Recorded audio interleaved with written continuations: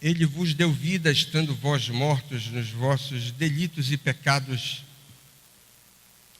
nos quais andastes outrora, segundo o curso deste mundo, segundo o príncipe da potestade do ar, do espírito que agora atua nos filhos da desobediência, entre os quais também todos nós andamos outrora, segundo as inclinações da nossa carne, fazendo a vontade da carne e dos pensamentos, e éramos, por natureza, filhos da ira, como também os demais.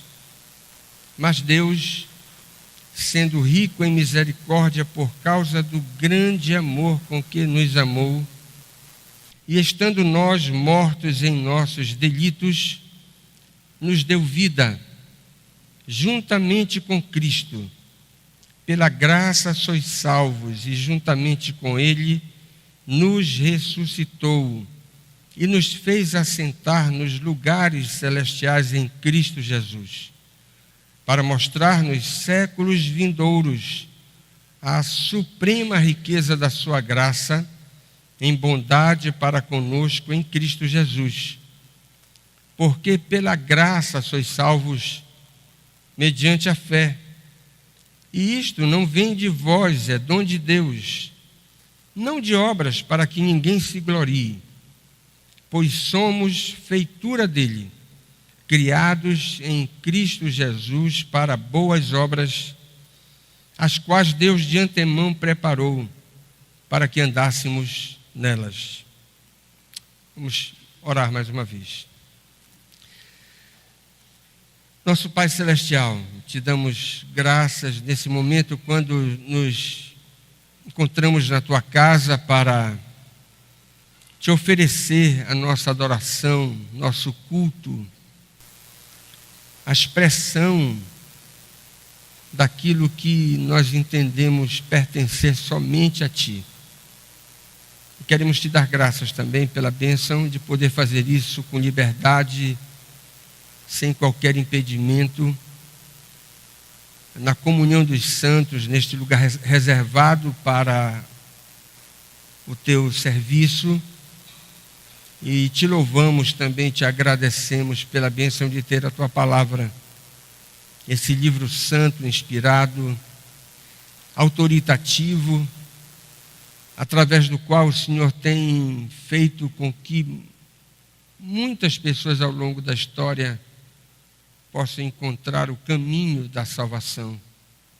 E pedimos que nesta noite o Senhor aquiete o nosso coração, que teu Espírito ilumine o nosso entendimento, nos dê aquela sintonia com aquilo que o Senhor deseja nos falar.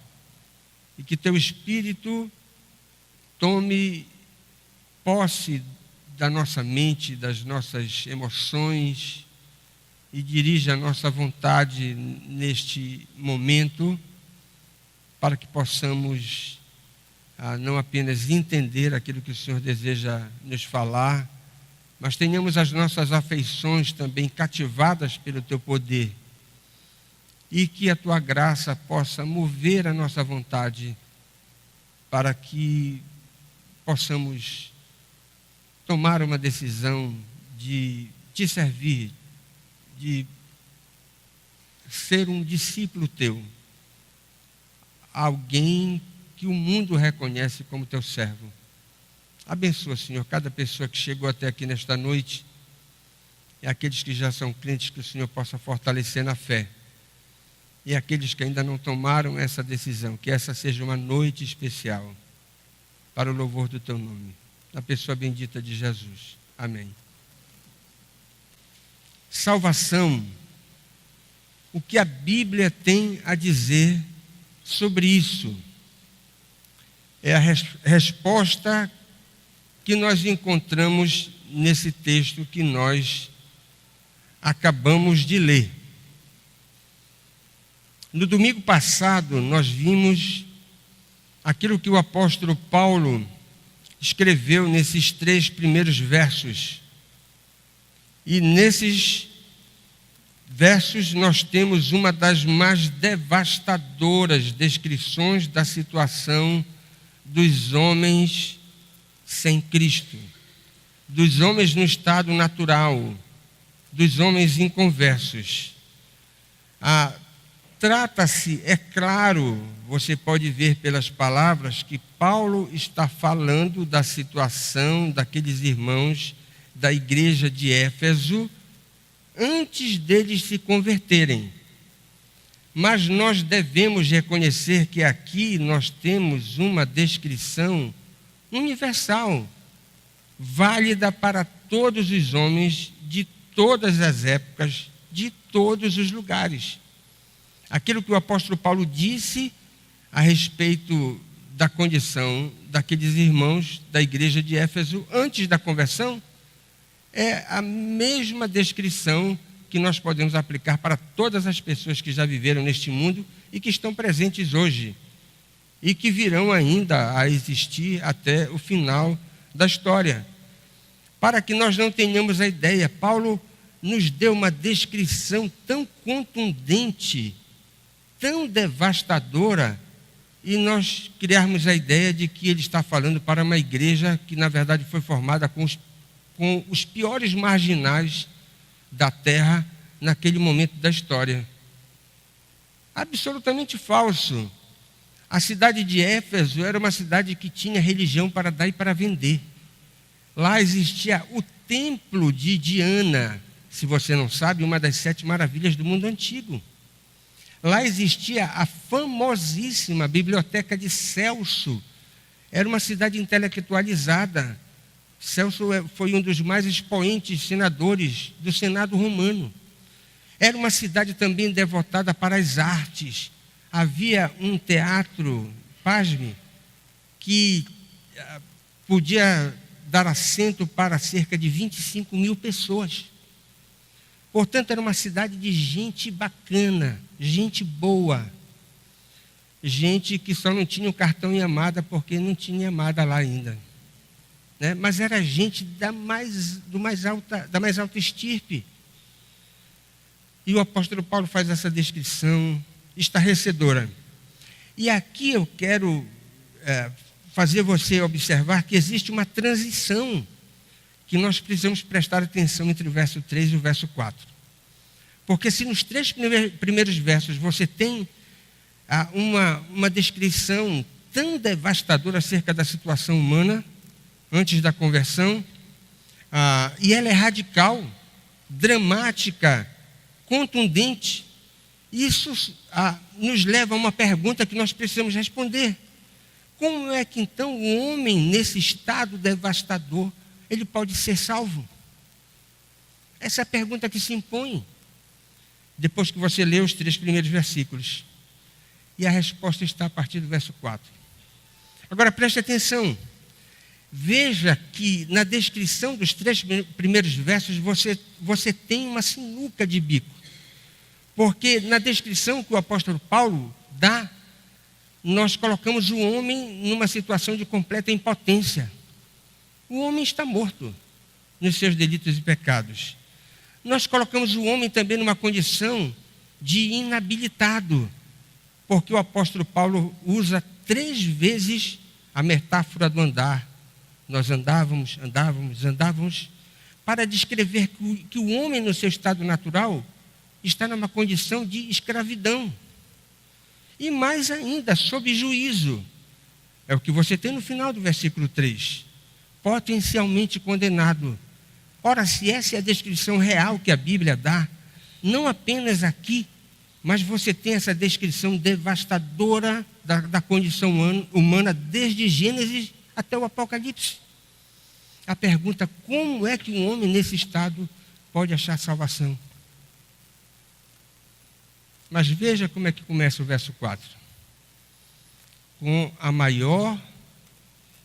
uma das maiores adversativas que você tem na Bíblia.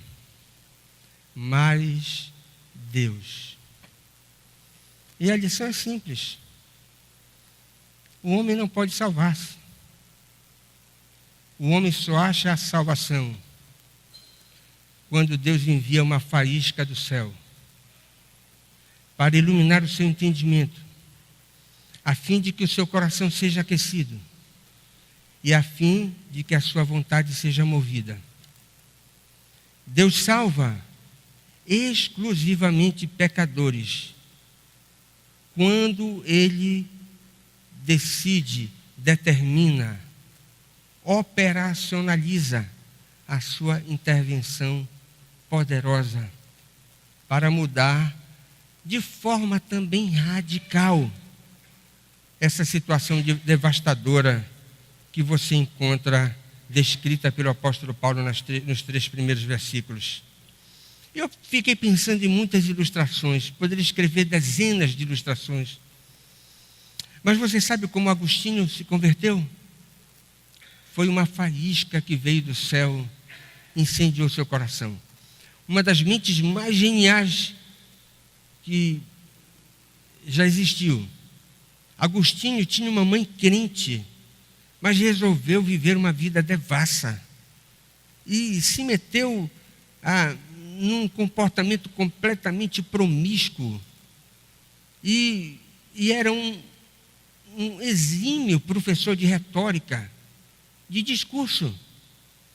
E se mudou para Milão. E lá em Milão tinha um bispo chamado Ambrósio, que era um excelente expositor da palavra de Deus. Ele disse: olha, eu quero ouvir esse camarada. Eu quero ouvir, porque dizem que ele é um mestre na exposição da Bíblia. E lá Agostinho foi ouvir. Ambrósio ouviu. E lá veio a faísca do céu. E, sentado numa praça, ele ouviu o recado de Deus: toma e lê. E ele foi para aquele texto de Romanos: já chega do tempo de impiedade, de impudicícia, de prostituição, de tudo aquilo que não presta. A mente do brilhante Agostinho foi iluminada, o seu coração foi alcançado e a sua vontade foi mudada para sempre. E ele abandonou a sua vida de impiedade. Como é que você pensa que Lutero se converteu? Lá no meio daquela tempestade, quando ele fez um voto para Santa Ana, que se ele escapasse, ele viu o seu colega morrer. Se ele escapasse daquela tempestade com vida, ele ia entrar no mosteiro. E ele cumpriu a promessa. Foi para o mosteiro. Mas a sua alma continuava em agonia. Ele não encontrava paz. Mas até que num dado momento, numa devoção diária, com a palavra de Deus nas mãos, a chamada experiência da torre, Lutero abriu em Romanos 1:17. O justo viverá pela fé. Lá veio a fagulha do céu e iluminou seu entendimento para que ele pudesse compreender o mistério da salvação. E ele que se flagelava, ele que se expunha a tantos exercícios rigorosos para alcançar a salvação, e a sua alma não tinha paz. Mas agora a sua alma experimentou um completo descanso. Aquele fardo que tinha sobre os seus ombros foi jogado por terra, porque agora a sua mente compreendia que a salvação era mediante a fé. O justo viverá pela fé. Como é que você pensa que o grande pregador, o príncipe dos pregadores do século XIX, Charles Spurgeon, se converteu? Como é que você pensa que ele se converteu? Ele se converteu numa manhã de Londres. A cidade estava tomada de neve. E o pastor não foi nem para a igreja, não conseguiu chegar. E o culto ficou na responsabilidade de um presbítero de última hora. O homem não se preparou. Ele disse: mas eu tenho que ler, dizer alguma coisa. E ele leu então Isaías 45:22. Olhai para mim todos os termos da terra, e sede salvos. E o homem, como não tinha se preparado, ele lia o versículo e dizia alguma coisa. Lia novamente o versículo e fazia alguns comentários esparsos. Mais uma leitura e outros comentários. Lá pelas tantas, o presbítero dizia: "E você, jovem?" E apontou para Spurgeon lá atrás. "Eu digo para você olhar para Jesus, para que você seja salvo." Lá veio a fagulha do céu e alcançou a mente e o coração daquele jovem, para que ele se tornasse não apenas um crente, mas o maior pregador do século XIX, o príncipe dos pregadores, em Londres. Mas você diz assim: bem, essas histórias são histórias do passado. Vou lhe contar uma recente. No conjunto em que eu morava, havia 3 camaradas da pesada. Imagina um trio de gente complicada, né? Rapazes que estavam naquela idade do mais alto grau da impiedade. Eu morava ali em São Brás. E lá na Praça do Operário, uma igreja resolveu fazer um culto. E lá o pregador, falando do Evangelho, o pessoal, numa circunferência, e o pregador se esforçando para falar de Jesus Cristo. Um desses 3 rapazes, por que ele foi fazer isso, né? Se aproximou do grupo. Lá veio uma faísca do céu, iluminou o entendimento dele e alcançou o coração do Nelson e o transformou. E olha, presta atenção, nós estamos falando do poder de Deus. Ele tinha uma ligação visceral com os outros 2 colegas de impiedade. Mas, irmãos, o poder de Deus é maior. Quebra qualquer grilhão. E ele então rompeu com os colegas de impiedade dele e disse: não, eu vou ser servo de Cristo. E se converteu verdadeiramente. Você sabe, quer saber qual a explicação disso? Porque Deus estava prestes para chamá-lo para a eternidade. Poucos anos depois, ele morreu. Morreu. Novo. Olha que coisa interessante. Uma faísca do céu veio e iluminou o entendimento do Nelson para que ele fosse salvo e pudesse escapar da perdição eterna. Eu poderia multiplicar aqui as ilustrações, mas vamos voltar para o texto. Quando Deus, na sua infinita graça, manda uma faísca do céu para iluminar o entendimento dos pecadores, veja o que primeiro acontece. Você tem aí no verso de número 5. Deus concede vida aos pecadores que estão mortos nos seus delitos e pecados. O apóstolo Paulo não disse que os homens inconversos estão mortos nos seus delitos e pecados? Então, se Deus vai agir de forma sobrenatural, demonstrando o seu poder, ele vai ter que mudar de forma radical essa situação. Mortos não podem permanecer mortos. Não é morte biológica, obviamente. É morte espiritual. E quando um pecador se converte, ele ganha vida. O que é que isso significa?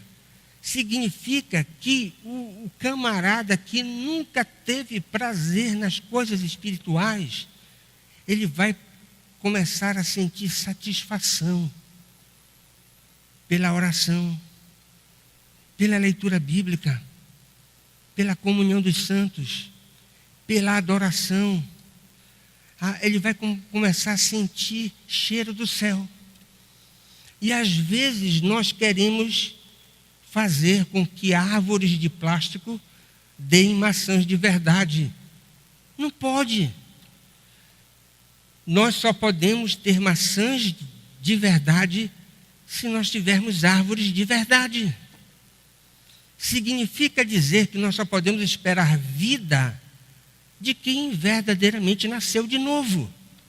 Passou por essa experiência descrita aqui pelo apóstolo Paulo.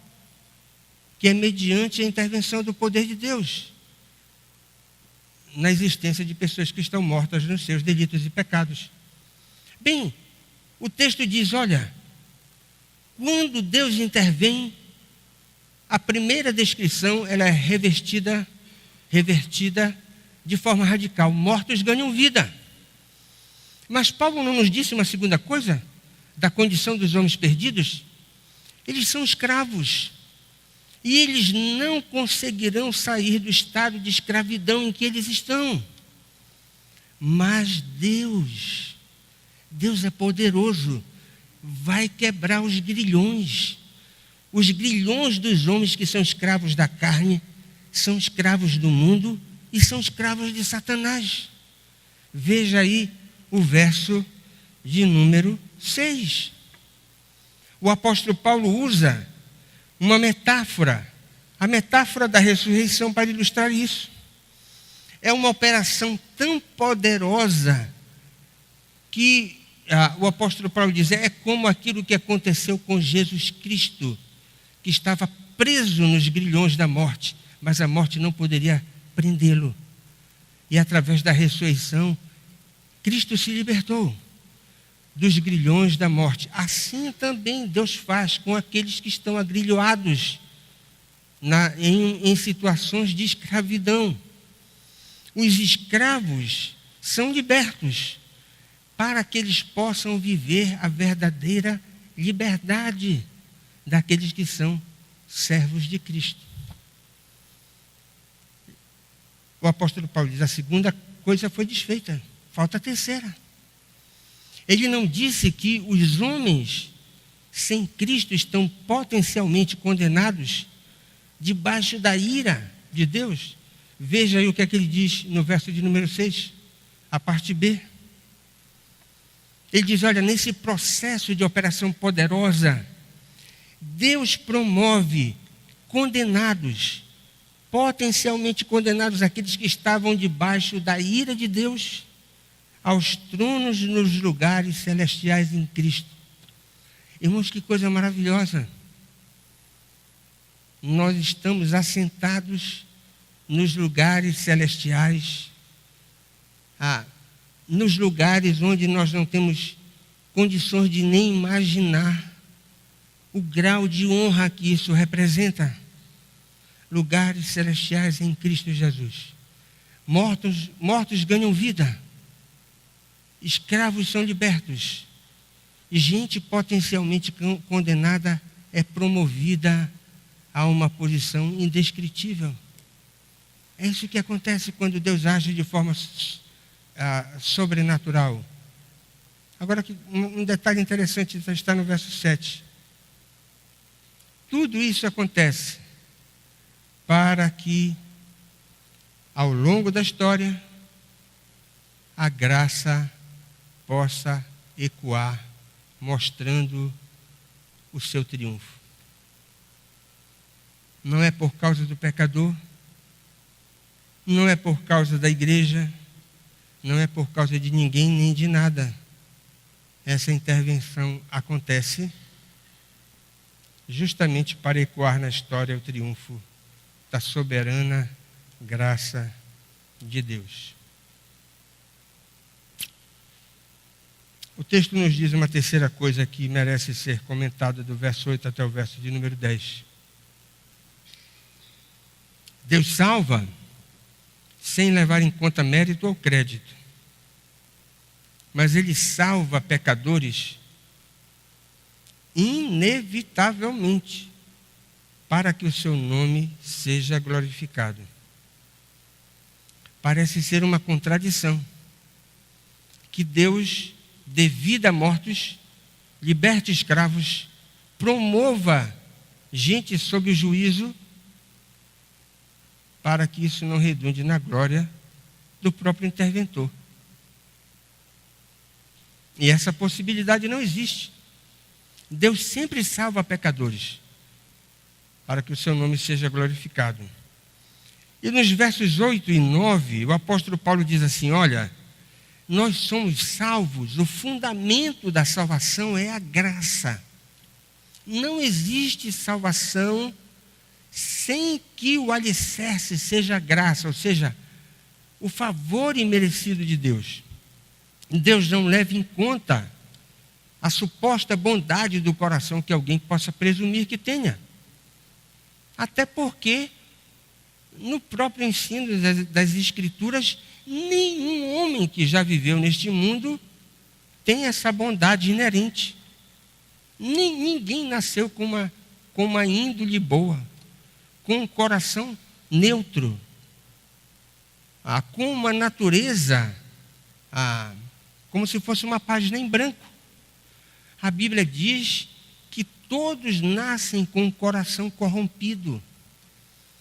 Portanto, nós não podemos imaginar que Deus vai salvar pecadores em função dessa bondade inerente, porque ela não existe. É por isso que de capa a capa você tem o ensino das Escrituras de que o fundamento da salvação é o favor imerecido de Deus, que é traduzido nessa palavra maravilhosa, graça, que você tem aqui. O apóstolo Paulo diz, olha, pela graça sois salvos. Agora, essa noção de mérito, ela tem sido instilada na mente dos homens ao longo de todos os séculos, para que os homens, de forma equivocada, possam confiar de que nasceram com um coração bom. A gente precisa aprender a dizer até para os nossos filhos, meu querido, aprenda, você é filho de Adão. Né? E às vezes os pais são tão tolos, e os filhos se metem em confusão, ou os pais sabem de alguma coisa, aí eles raciocinam, não foi meu filho, ele foi influenciado por pessoas de má índole. Que tolice. Às vezes ele é o chefe da quadrilha. Né? Pais com juízo devem tratar seus filhos o mais cedo quanto for possível, ensinando para eles que eles são filhos de Adão, nasceram pecadores, com o coração corrompido. Pais insensatos vão tratar filhos como anjos, como crianças imaculadas, sem sensatez. Todas as crianças, por mais formosas que elas pareçam aos nossos olhos, são filhos de Adão. Crianças que nascem com o coração corrompido. Aí você diz, será que isso é verdade? É verdade até com o homem segundo o coração de Deus. Davi, o homem que mais se pareceu com Jesus na história. Escrevendo a respeito dele, disse, olha, em pecado me concebeu minha mãe. Se Davi disse isso de si mesmo, qual é o pecador que vai dizer alguma coisa diferente? Só se ele não tiver juízo, estiver equivocado, tendo a ilusão de que nasceu com um coração supostamente bom, com uma índole boa. Essa é uma ideia. Se alguém quer ser salvo, precisa varrer esse equívoco da sua cabeça, da sua mente. Se você alimenta essa ilusão, eu lamento dizer para você, você vai para o inferno. Porque essa falsa noção de mérito faz com que você coloque de lado a graça. Quem tem mérito não precisa de graça, de favor imerecido. Só quem precisa de advogado é quem está numa situação difícil. Só precisa de fiador quem não tem dinheiro para pagar. Se você tem dinheiro para pagar, se você acha que você tem um coração bom, então Jesus Cristo não pode ser seu Salvador. Ele vai ficar fora. Porque você está esperando ser salvo pela bondade do seu coração. E esse engano, esse equívoco vai lhe levar para o inferno. Lamento lhe dizer. Mas talvez você diga assim, eu não tenho um coração bom. mas o meu saldo é positivo na contabilidade de obras, das boas obras com os meus pecados. Aí o apóstolo Paulo vem dizer, não é assim, é mediante a fé. Mediante a fé. O fundamento é a graça que vai excluir o mérito e o instrumento, o modo, é a fé que vai excluir o crédito dessa suposta contabilidade. Eu quero lhe dar 3 razões por que você não pode confiar nas obras. Sabe qual é a primeira razão? Se você imagina ter um saldo positivo, eu lamento lhe informar que o seu saldo é astronomicamente negativo. Muito duro isso, né? Mas é verdade. Você não sabe contar nem os zeros dos seus pecados. A pilha do seu processo é incalculável. E se você ficar sem Cristo, todas as páginas do seu processo vão ficar sem um carimbo. Está consumado da obra de Cristo. O problema é seu. Você não tem saldo positivo. Seu saldo é astronomicamente negativo. Mas vou dar uma colher de chá para você. Vou dar. Eu vou imaginar que você tenha um saldo positivo. Você não é soberbo. Não é? Ainda na sua tolice, você vai dizer, não, meu saldo é positivo. Mas é um positivo razoável, que vai dar para eu ir para o céu, com meu saldo positivo. Vou lhe dar uma segunda péssima notícia. Ainda que o seu saldo fosse positivo e pequeno na cifra, a moeda é podre. A moeda das obras é podre. Não serve. Como é que você vai ganhar a salvação com moeda podre, que Deus não aceita? Você sabe o conceito de moeda podre? O seu avô, o seu bisavô, guardou um quarto inteiro de réis. Não é nem da sua época, nem da minha, né? Talvez da época do irmão Abimael. Né? Não quis falar do pastor Hugo, porque ele está novo, olha o cabelo dele aí. Mas imagine que o seu avô guardou um quarto inteiro de réis. E agora você, olha, eu vou comprar um iate, uma casa em Dubai, vou ficar viajando de jatinho com todo esse dinheiro que o meu bisavô guardou. E sabe o que é que você vai fazer com esses réis? Nada. Não vale mais. É moeda que perdeu valor.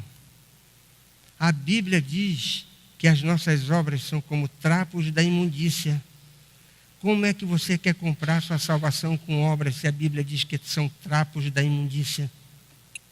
Que ilusão tola. Mas vou lhe dar uma terceira razão, que está no texto.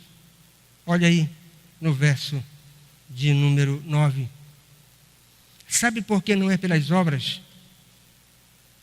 Para que você, na sua insensatez, não chegue no céu batendo no peito, dizendo, eu estou aqui porque fiz por onde merecer. Onde estão os outros mais pecadores do que eu? Você não vai chegar no céu com esse tipo de raciocínio. Todo mundo que vai chegar no céu vai chegar com a cabeça curvada, com reverência, dizendo, eu estou aqui, só pela graça de Deus. Foi aquele mais Deus que um dia me alcançou.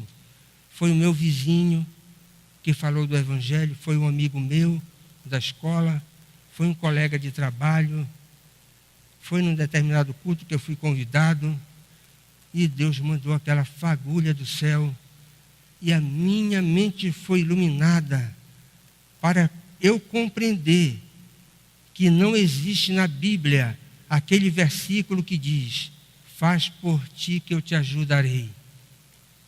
Não tem. Não tem faz por ti que eu te ajudarei na Bíblia. O que tem na Bíblia é, Pela graça sois salvos mediante a fé. Isso não vem de vós, para que você não chegue no céu batendo no peito e dizendo que você fez por onde merecer. Mas olha o verso 10. Muito bem, a graça não foi por causa da bondade do meu coração, nem das minhas boas obras. Deus mandou a fagulha dos céus, me salvou, me batizou agora na sua família, eu estou salvo e agora eu vou viver do jeito que eu quiser, eu já estou salvo. Olha o verso 10. Deus só salva pecadores para santificá-los. Ele não salva por causa das obras, mas o verso 10 diz que ele salva para as obras. E olha que coisa interessante no verso 10, você tem o apóstolo Paulo dizendo, pois somos feitura dele. Você sabe o que significa isso? Na linguagem do original é poema. Nós somos um poema inacabado de Deus. Deus, em toda a sua habilidade artística, está fazendo da nossa vida alguma coisa digna de ser contemplada, uma obra de arte. Somos feitura dele, para boas obras. Ou seja, comprometidos objetiva e essencialmente com a obra da santificação, procurando levar uma vida piedosa. O verso 10 diz ainda mais, o catálogo da conduta cristã não é alguma coisa que é deixada à nossa disposição para escolher aquilo que seja mais conveniente para nós. Ah, mas eu não gosto de ler a Bíblia. Mas Deus só chama crentes para ler a Bíblia. Ah, mas eu não gosto de orar. Deus só salva pecadores para que tenham diálogo com Ele. Ah, mas eu não gosto de culto. Então você não se converteu. Se você não gosta de culto, lamento dizer para você. Você não pode ir para o céu. Porque no céu vai ser culto. A eternidade toda. E o bispo Riley está certo. Se fosse permitido que um homem não convertido fosse para o céu, ele iria pedir imediatamente para sair de lá. Porque no céu é uma atmosfera insuportável para homens inconversos. Por uma razão muito simples. Homens inconversos não têm uma natureza compatível com a atmosfera do lugar. Então só gosta de culto quem nasceu de novo. E quanto mais nós avançamos na santificação, mais nós vamos apreciar as coisas de Deus. Amar aquilo que Deus ama e aborrecer aquilo que Deus aborrece. Esse é o princípio que você tem na Bíblia. E você precisa observar Hebreus 12, 14. Seguir a paz com todos. E o quê? A santificação, sem a qual ninguém verá o Senhor. Deixa eu fazer algumas perguntas para você hoje à noite. Você já foi convencido de que você é um pecador? Ou você ainda está montado no cavalo da justiça própria? Montado no cavalo da justiça própria, galopando. Mas que cavalo é esse? É o cavalo do mérito e do crédito, da falsa ilusão de que você tem um bom coração. E o saldo das suas boas obras é um saldo positivo. Esse cavalo vai lhe levar para o inferno. Você tem que depor as armas e reconhecer que você é um pecador. Pecador que precisa nomear Jesus Cristo como seu Salvador. Você já desistiu de querer contribuir com a sua salvação? Mas que negócio é esse que eu não tenho participação nenhuma? Eu quero contribuir, ainda que com 5 centavos. Menor moeda do nosso dinheiro. Sabe o que é que Deus diz? Jogue fora os seus 5 centavos. Eles não servem, não prestam. Você tem que vir sem nada. A salvação é pela graça, mediante a fé. É Deus mandando a sua faísca para fazer de você morto alguém vivo. Você que é escravo, alguém liberto. Você que está debaixo da ira, do canhão da ira de Deus. Promover você aos lugares celestiais. Você está consciente de que sem santificação ninguém verá o Senhor? Já caiu a ficha que você não pode viver do seu jeito. Tem que viver do jeito de Deus. Se você quer ir para o céu, ninguém pode lhe obrigar. Né? Às vezes o camarada é tão ímpio que diz assim, mas eu quero ir para o inferno, o que é que você tem a ver comigo? Vai para o inferno, meu irmão. Né? Se você quer ir para o céu, você tem que se matricular na escola da santificação. Mas eu não posso escolher as matérias? Não pode. Deus já escolheu o catálogo das matérias. Ou você faz todas, ou você fica fora. Ele, olha aqui, diz, de antemão,